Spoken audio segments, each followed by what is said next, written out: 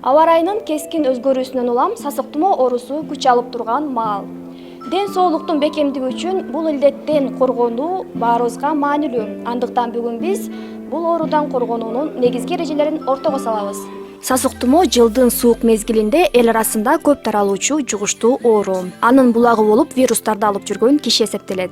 Сасык тумоо менен ооруган адамдын дем алуу органдары сезгенип, алсырайтта дене табы көтөрүлөт. Бул оору адам жашоосуна коркунуч жаратып, жаман акыбалга алып келиши толук мүмкүн. Буну мисалы сасмо быйыл мындай күчтүү башталды да Кыргызстанда. Анткени былтыркы жылга караганда салыштырмалуу быйыл ушул эле мезгилде ооруган адамдардын саны 2 эсе көп болду деп атышпайбы? Бул деген ошол сасмооду пайда кылган вирустар, алар эрте келди десек болот да. Алар деген биздин арабызда эле жүрөт да ал вирустарчы. Алар деген дүйнө жүзүндө жүрөт ал вирустар.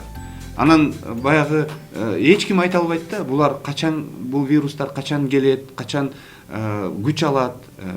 Анан булардын түрлөрү да абдан көп да. Сасык тумоону дарылоодо 2 багыт эске алынат. Биринчиси ооруну алдын алуу. Ал массалык башталганда коомдук жайларда, балдар мекемелеринде, ооруканаларда, тамак аш ишканаларында санитар гигиеналык эрежелердин сакталышы талап кылынат. Ошондой эле сасык тумоонун алдын алуучу негизги каражат бул ага каршы эмдөө жүргүзүү. Маска тагынуу, колду тез арада жуу, анан жанагындай мисалы больницаларда, мектептерде жана карантин деп коет, жарыялоодо, мисалы больницаларда көп мындай элдер келбеш керек. Андан коргонуу үчүн спорт менен машыгуу, туура жана сапаттуу тамактануу чоң мааниге ээ. Күнүмдүк рациондо витаминдерге бай азыктарды, өзгөчө сарымсак, бал, деңиз азыктарында колдонуу иммунитетти жогорулатат. Эгерде аларга карабай сасык тумоолоп калган болсоңуз, 10 күндөй эл менен аралашпастан дарылануу шарт. Суюктукту көп ичип, чүчкүргөндө, жөтөлгөндө ар дайым оозду жүз арчуу менен жаап жүрүү бул оорунун жайылбоосуна себеп болот. Ошондой эле эң негизги эреже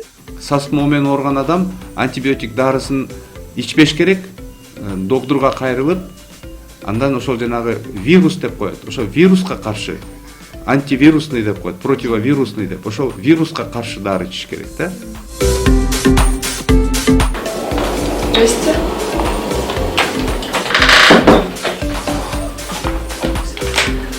Давайте я вас послушаю.